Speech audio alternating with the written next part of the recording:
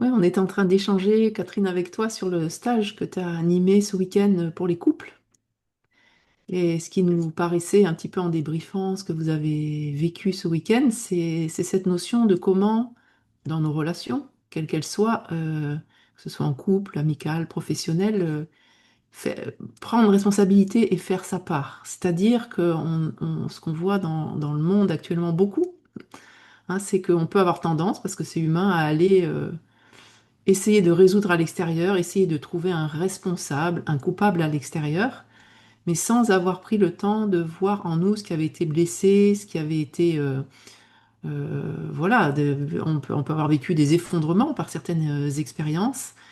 Nous, on est vraiment dans cette dynamique-là de proposer aux personnes d'arrêter de mettre de l'énergie à l'extérieur et de revenir en soi, de revenir en nous, de revenir en elles pour les femmes, pour vraiment voir ce qui a été touché, ce qui a été blessé, pour pouvoir après aller agir à l'extérieur, mais pas faire l'effet inverse, pas faire l'inverse, puisque sinon on met de l'énergie à l'extérieur, mais depuis un endroit qui est, on peut dire pas aligné, mais qui est pas clairement vu. Donc du coup, ça génère de l'agressivité, ça génère une attente à laquelle l'autre ne peut pas répondre.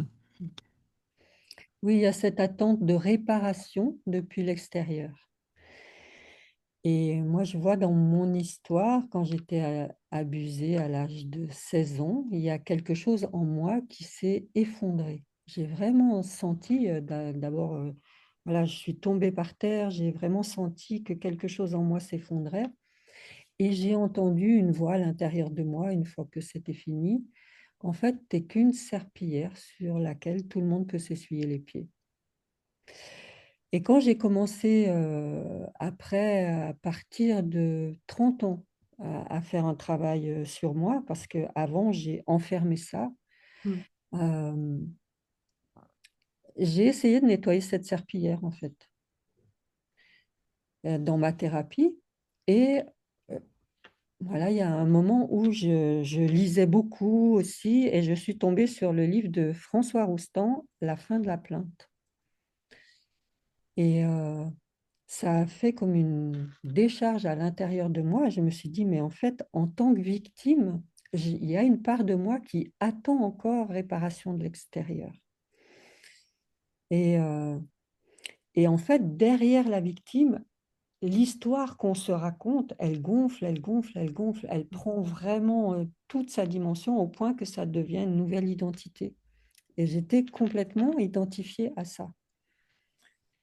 Et c'est un peu ce que je vois actuellement dans ce qui se passe au niveau collectif, c'est que l'endroit où la victime, elle se raconte cette histoire, elle la dénonce, etc., mais à partir d'un endroit qui n'est pas apaisé, il y a comme tu le disais tout à l'heure, chercher un responsable à l'extérieur et l'entreprise de démolition commence à se Mm. mettre en marche, comme on a été démoli soi-même pendant l'abus. Et en fait, ça crée une sorte d'inversement de situation, c'est que de victime, on passe à bourreau, et il faut à tout prix, comme tu le Mm. dis si bien, et il faut trouver un responsable à l'extérieur qui va en prendre plein la gueule, qu'on démolit, et sur lequel tout le monde va s'acharner et vraiment vider toutes ses émotions, tout ce qui n'a pas été restauré en soi. Voilà, ça prend le chemin. Et, et cette personne-là qui est dans le viseur, en fait, ben, elle trinque pour tout le monde, quoi. Il y a quelque chose qui est vraiment désaxé, désaligné, quoi. Et je vois à quel point c'est important d'aller voir nos angles morts et qu'on ne peut pas les voir soi-même. La thérapie, elle sert à ça, c'est de pouvoir avoir quelqu'un qui puisse nous dire, ben, OK, ta manière de voir les choses, je l'entends, etc. Et est-ce que tu pourrais aussi regarder par là ce qui est en train de se passer? Euh, et c'est ça qui va permettre d'aller voir ce qu'on ne voit pas dans nos ombres ou qu'on ne veut pas aller voir ou qu'on n'est pas en mesure d'aller voir. Et il y a aussi des moments où on est prêt pour le voir. C'est pour ça que ça demande aussi beaucoup de délicatesse, beaucoup d'écoute, de reconnaissance. Et au moment où on peut vraiment s'apporter cette reconnaissance à soi-même et qu'il y a quelque chose qui s'apaise, d'énoncer à partir de cet espace-là sera beaucoup plus constructif. Mm. Et moi, ce que j'ai vu dans le stage couple que j'ai animé ce week-end, c'est l'endroit où ce sont les femmes qui font la démarche pour demander à leur partenaire, ben, j'aimerais qu'on mette plus de qualité dans nos rencontres, parce que la sexualité telle qu'on la vit, ça m'intéresse plus, j'ai plus de désir pour toi et en même temps, ben, je suis avec toi, je t'aime et c'est avec toi que j'ai envie de continuer. Mais il faut que chacun fasse sa part. Et j'ai vu combien les hommes, ok, ils ont eu le courage de venir, mais j'ai eu la sensation de me dire, mais ils sont où? Il y a personne en face de moi. Par contre, au dernier feedback, ça a été très touchant parce que chacun a pu vraiment témoigner de ce que ça leur avait apporté, hommes et femmes, et de voir que cette connexion avait eu lieu entre eux. Et je pense, les hommes ne l'ont pas exprimé parce que c'est assez rare que les hommes expriment leur peur, mais dans ce qui se passe actuellement collectivement, les hommes en prennent plein la gueule. Et oser faire une démarche, Mm. c'est aussi se dire, OK, c'est une femme qui anime le stage, certes, elle est avec son partenaire, mais est-ce que je ne vais pas en prendre plein la gueule? Est-ce que ça ne va pas être un règlement de Mm. compte? Mm. Et quand chacun a pu voir qu'il était accueilli là où il en est, dans un espace sécurisé, où chacun pouvait découvrir et aller à l'intérieur de soi, reconnecter avec son corps, reconnecter avec ses émotions, reconnecter avec son énergie, avec sa manière de vivre la sexualité d'une manière saine, où chacun peut être entendu et reçu là où il en est, où il n'y a pas de jugement, il n'y a pas d'accusation, où les femmes, au moment où elles ont pu voir que leurs compagnons faisaient le chemin et qu'il y avait quelque chose qui s'accordait entre eux, ont pu vraiment avoir de la reconnaissance Mm. et de l'accueil pour ça. C'est là où on participe à la réconciliation du féminin et du masculin, parce qu'en fait, dans la société, on n'apprend pas ça. On se débrouille comme on est, la pornographie fait bien son chemin, et après on s'étonne qu'il y ait des dérives. Et je me posais la question, quand on est en position de pouvoir comme ça, qui a le courage de nous dire, hé mec, là, ici, tu déconnes vraiment, quoi.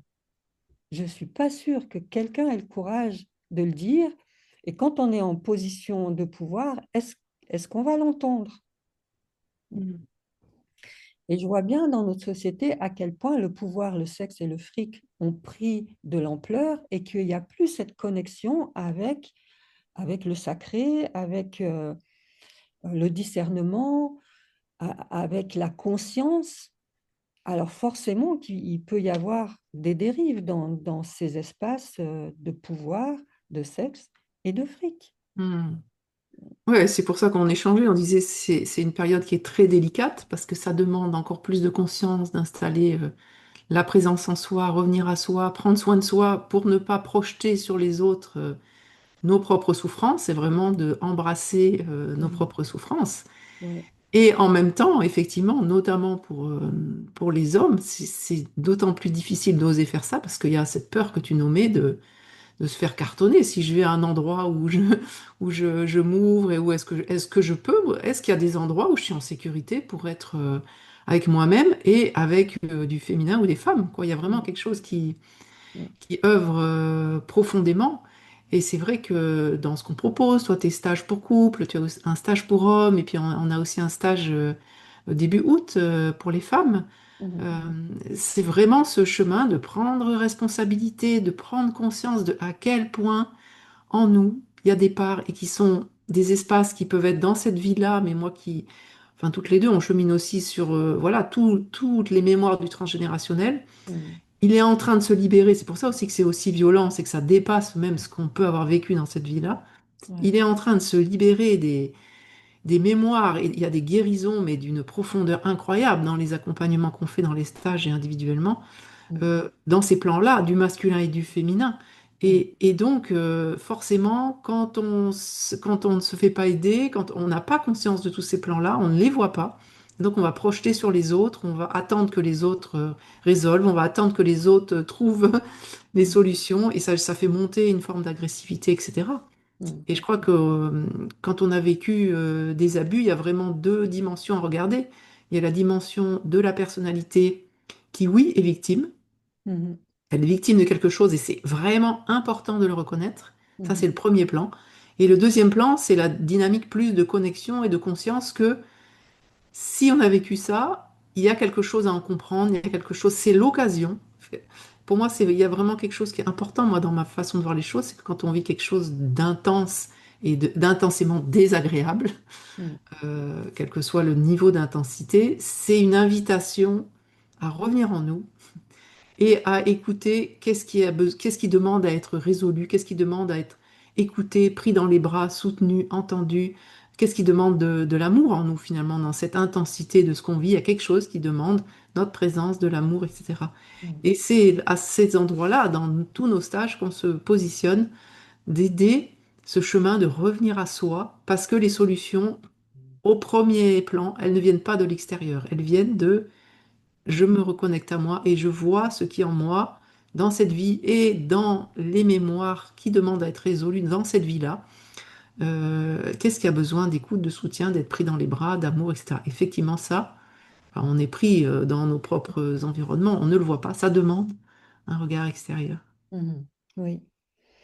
Et de réclamer justice là où à l'endroit où il y a eu injustice, mais aussi injustesse. C'est-à-dire comment je peux revenir dans quelque chose qui se réajuste à l'intérieur de moi. Et à ce moment-là, je vais sentir que euh, il y a quelque chose qui se réaligne. Et dans ce réalignement, il y a quelque chose de constructif. Et c'est important, certes, de dénoncer, mais comment on peut entrer dans un cercle vertueux qui permette les prises de conscience, qui permettent à chacun de pouvoir se dire, ah oui, bah oui, il y a vraiment quelque chose à restaurer, qu'on soit homme, qu'on soit femme. Hein, parce qu'il y a aussi beaucoup d'hommes qui ont vécu des abus, qui en parlent, mais qui n'en parlent pas avec la même intensité. Et, et c'est important que chacun fasse sa part, et c'est ce qui est demandé dans les stages couples, c'est que chacun fasse sa part pour venir nourrir cette entité couple, mais c'est chacun fasse sa part pour nourrir la relation qu'on entretient avec tout le monde, avec nos enfants, avec nos amis, avec nos collègues de travail, etc. Il Mm, y a quelque chose dans le monde actuellement qui a besoin d'être restauré, parce que les femmes peuvent être blessées au niveau sexuel, mais beaucoup d'hommes sont blessés aussi au niveau du cœur, au niveau de l'amour. mm, Et actuellement, c'est blessant pour eux au niveau du cœur et de restaurer quelque chose dans le masculin pour que le cœur et le sexe s'alignent avec la conscience et que on restaure quelque chose de l'ordre de l'intime. On est vraiment en train de parler d'intimité, qu'on soit homme ou qu'on soit femme. C'est mm, important que chacun fasse ce travail. Et je le vois dans les couples, c'est quand même majoritairement les femmes qui font la démarche pour dire à leur partenaire de venir. Il y a très peu d'hommes qui font la démarche. Ça commence là. C'est vrai que cette année, il y a quand même quelques hommes qui font la démarche et les femmes sont très contentes que ce soit eux qui fassent la démarche parce que ça commence quand même à cheminer dans les consciences. Donc, après, c'est est-ce que j'ose faire le pas?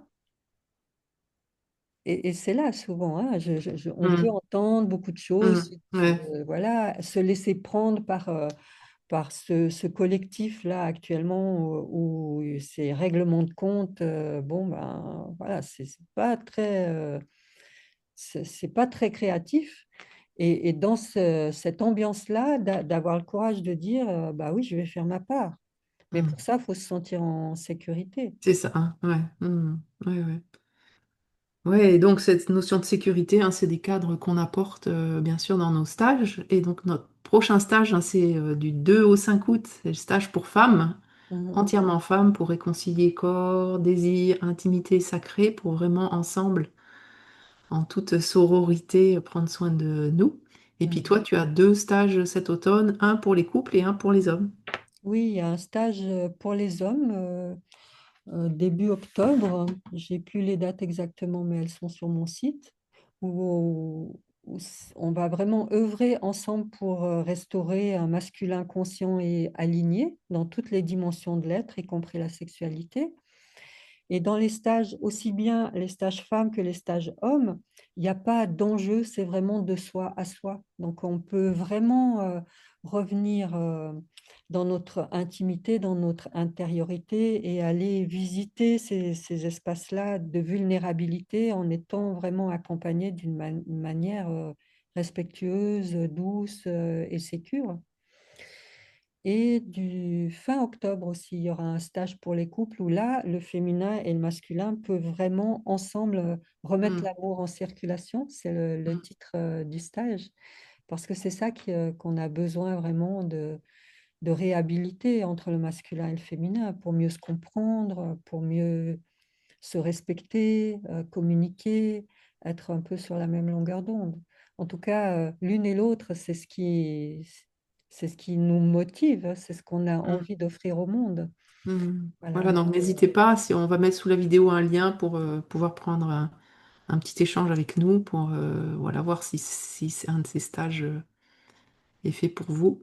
voilà, Un grand exactement. plaisir de vous rencontrer.